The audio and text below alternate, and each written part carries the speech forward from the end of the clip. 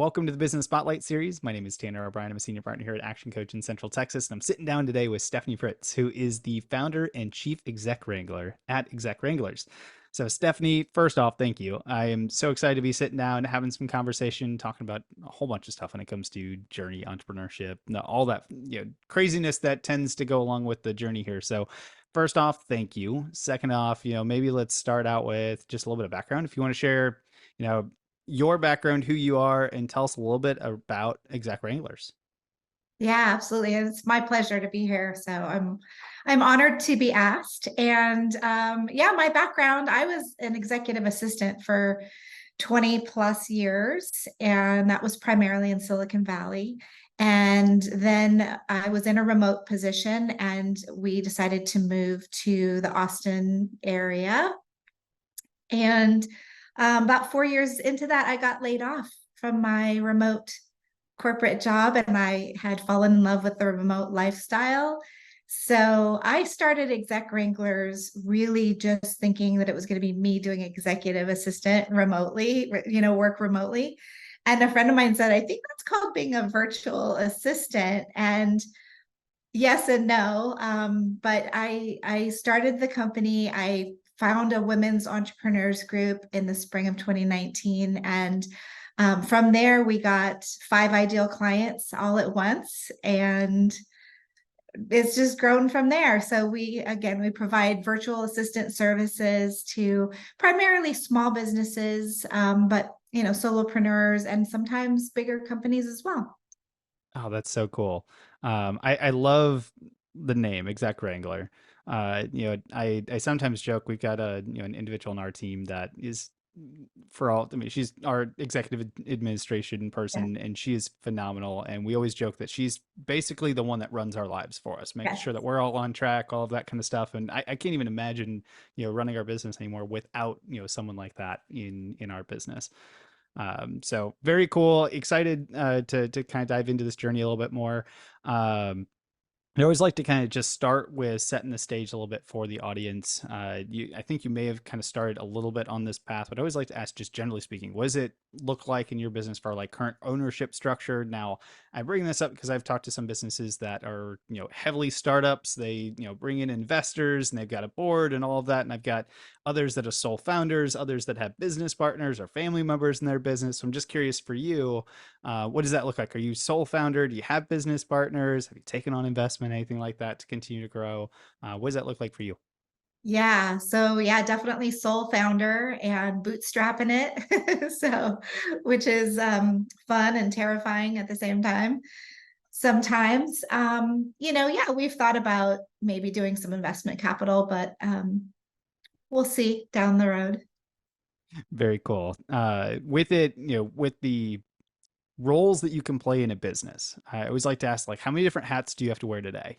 From very start, my guess it's every single one of them. And then, eventually as the business continues to grow, ideally you get to take a few of those off. So I'm curious for you in your role today, how many roles do you currently get to or have to play within your business today?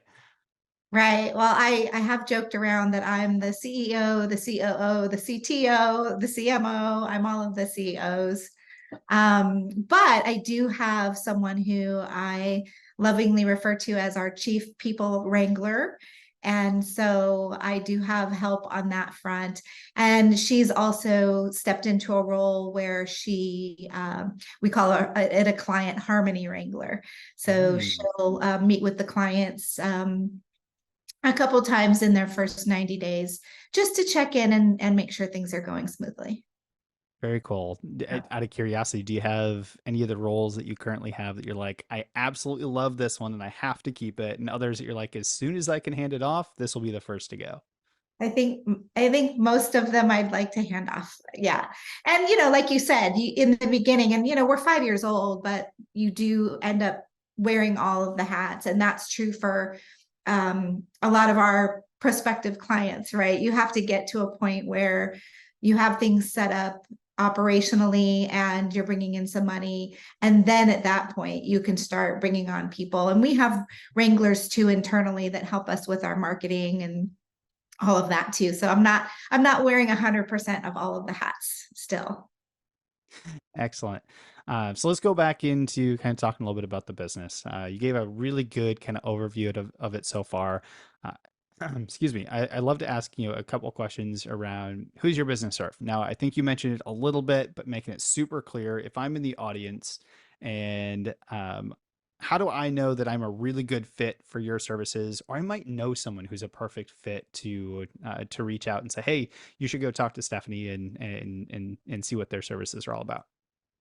Yes, well, we love serving entrepreneurs, executives who are doing something good in the world in some way, shape, or form. And that's usually self defined. So we don't have any kind of an application process with restrictions.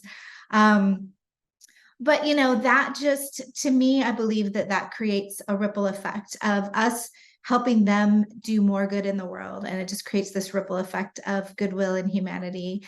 It also makes the work more enjoyable, more rewardable for our wranglers.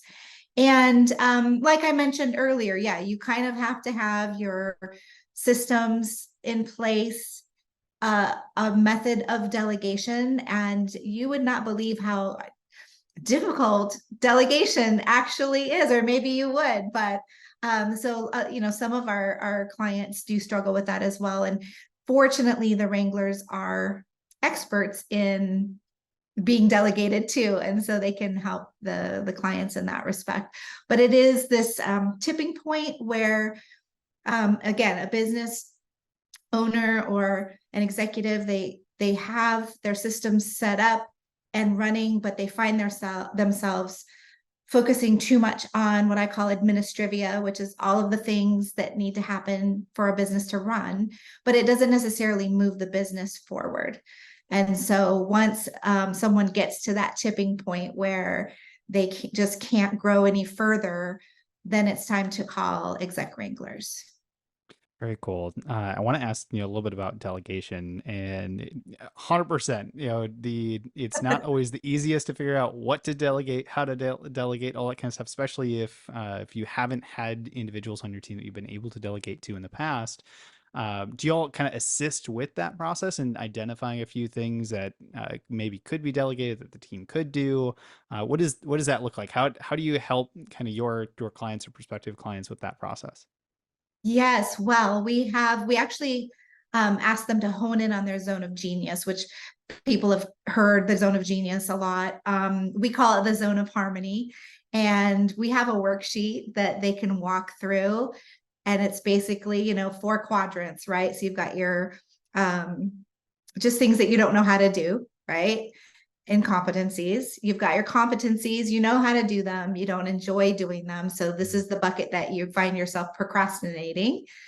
Then you've got your proficiencies, right? And those are the things that you actually really enjoy doing.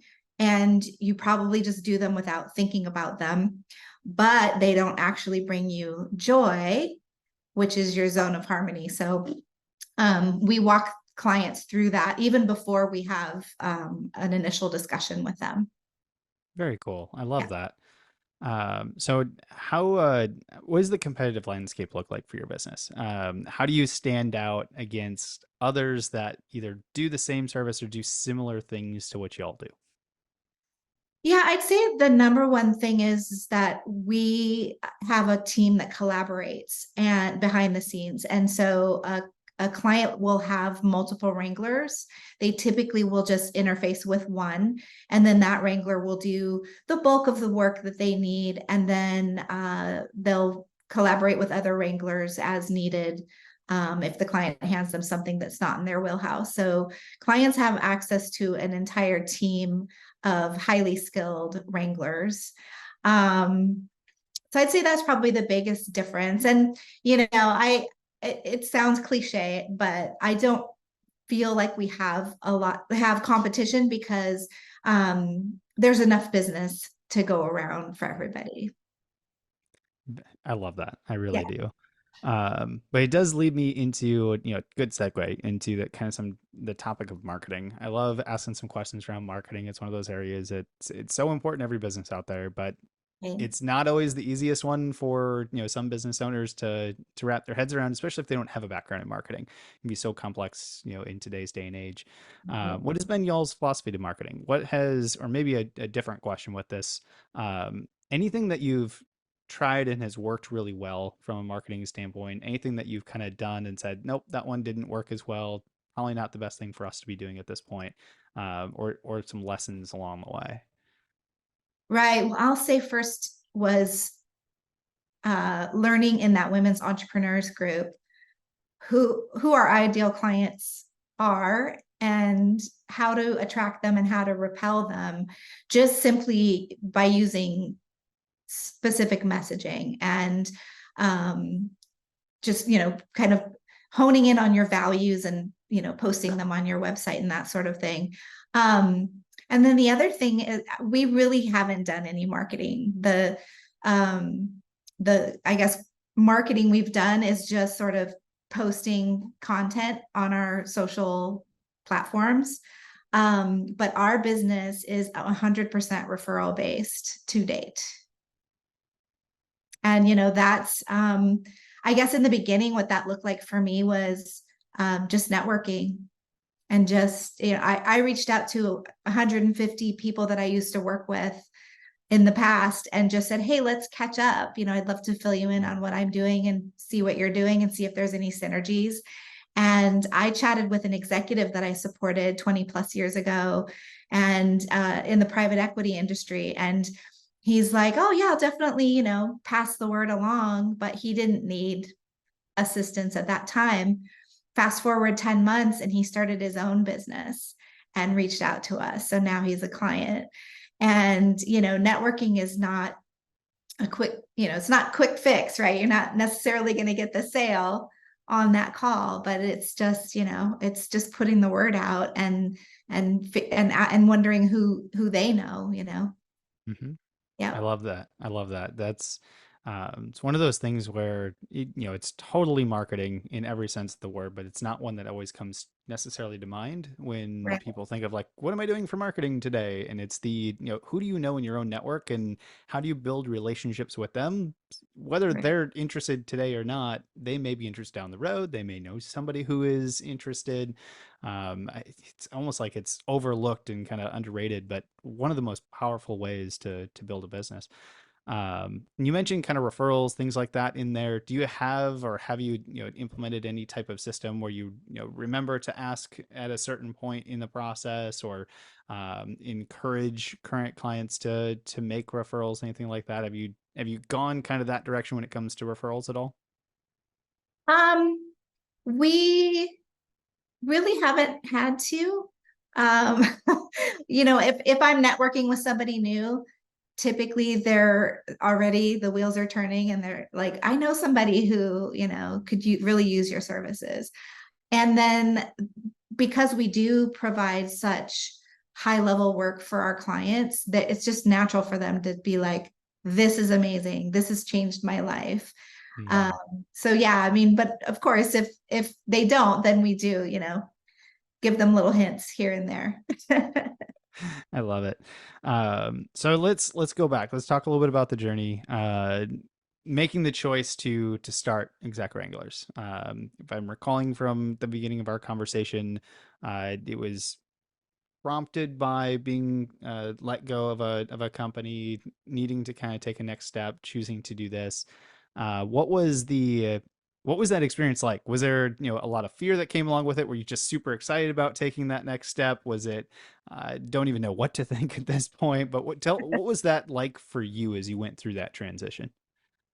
Yeah, I mean, it was excitement for sure. And I mean, it didn't go directly from getting laid off to starting Exec Wranglers, right? So um, I was up late one night. I started interviewing like a crazy person, but just was like, I can't see myself going back and sitting in an office for 9 hours, commuting for 2 hours each way, whatever. Um, and so I Googled freelance or remote executive assistant, and a company called Admin Boutique came up. And so I applied, and the founder got back to me and said, you are way overqualified for what we do. We hire college students for 12 bucks an hour to run errands for people locally, but I'm selling the company if you know anyone who's interested. And Hmm. so then the light bulb went on, and I just went, I could do this. I could own my own business. And so I didn't end up purchasing her company, but I did manage it for a number of years. And so I did get to see the ins and outs of running a business with a similar business model. And then I found the Women's Entrepreneurs Group. And that was like getting an MBA without all the time and money. So that really helped alleviate the fear. Oh man, I love that. Yeah. When you look back at that journey, I'm sure there likely have been number of lessons learned and hurdles you had to overcome and things like that. But are there any kind of memorable moments that come to mind? Either a major lesson that you learned along the way, or a hurdle that you had to overcome that has helped you become kind of the business owner that you are today? Is there anything that comes to mind that you'd like to share with us? Yeah. I mean, it's all just a learning experience, right? I can't really think of one major thing. Um, but definitely like finding that women's entrepreneurs group when I did was instrumental. It really just taught me a lot about myself. And as a business owner, you obviously you have to it's your baby, so you have to run it in an authentic way. And so what I learned was that I can run my business the way that it works for me. I don't have to do it like somebody else. Hmm, I like Yeah. that. Yeah. So as you continue to grow the business, then what does the next 3 to 5 years look like? What does the business look like 5 years out, and how does your role change as the business continues to grow? Yeah, that's an excellent question. I mean, we're just growing it, sort of slowly but surely. I would love to do some form of marketing. So that's the plan long term, and we'll see what that actually yields. Adding to our management team to have that support as we grow. And I mean, really, in 3 years, I would love to be just more hands off. Sometimes I say retired, but I just, I love this business and I'm passionate about it. And I think just being that sort of um, advisor, that kind of thing, eventually where I'm not doing all the things would be amazing. Man, I love that. That's one of those things that, it's a topic I love, right? We talk about the exit or when the business is finished, but that doesn't necessarily mean that you have to leave or exit the business. But if it can run without you, and then you get to choose all the fun things to do in it, and you get to let somebody else manage all the stuff that's maybe not as much fun, man, life can get so much more exciting at that point.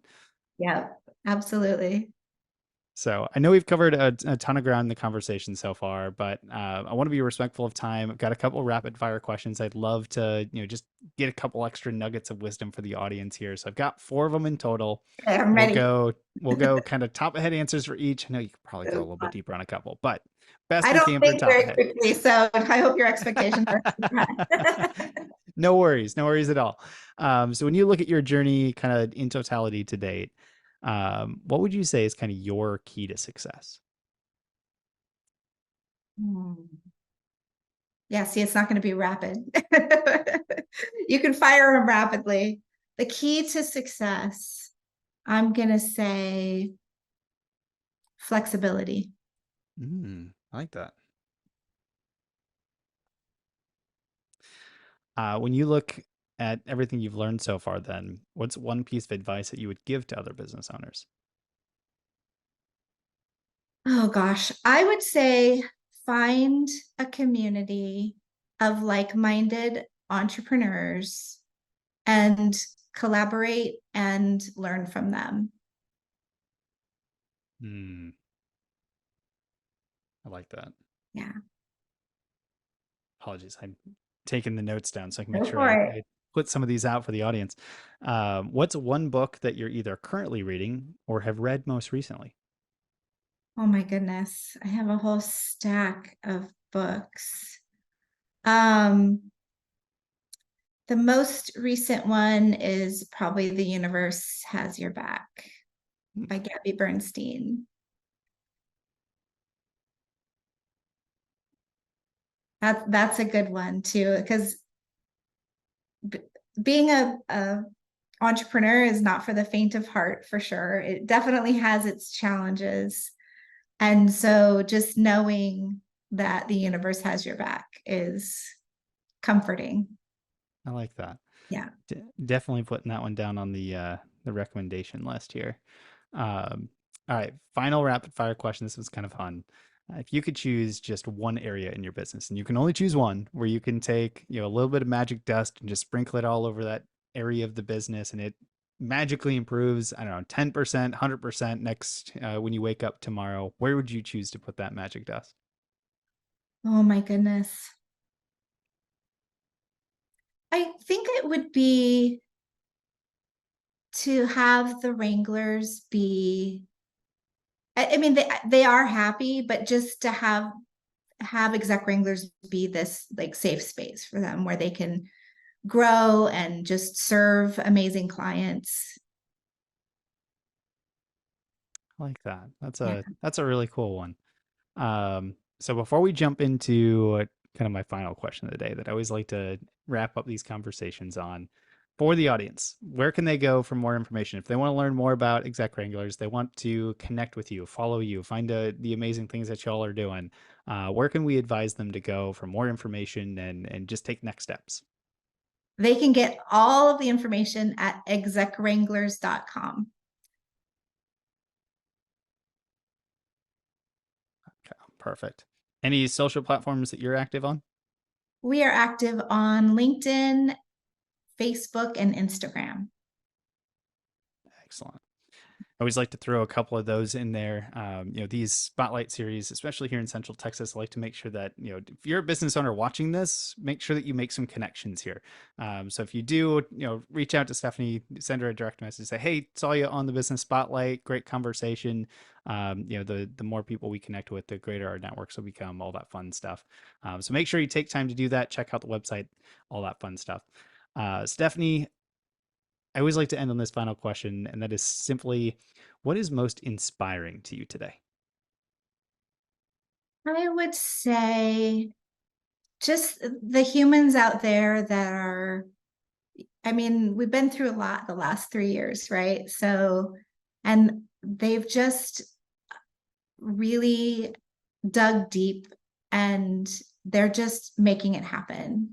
There's just so many amazing just freelancers and remote workers out there now. And yeah, it's just inspiring how the world has changed since 2020. It is quite amazing, isn't it? Yes. Stephanie, thank you so much for taking the time to share your story with us, share, some ins and outs, some lessons that you've learned along the way, telling us about the business. Pretty amazing stuff that y'all are doing. Highly encourage, once again, everyone to take some time, go connect with Stephanie, check out all the amazing things on their website. But again, thank you so much for taking the time. This has been a genuine pleasure. My pleasure. Thank you so much.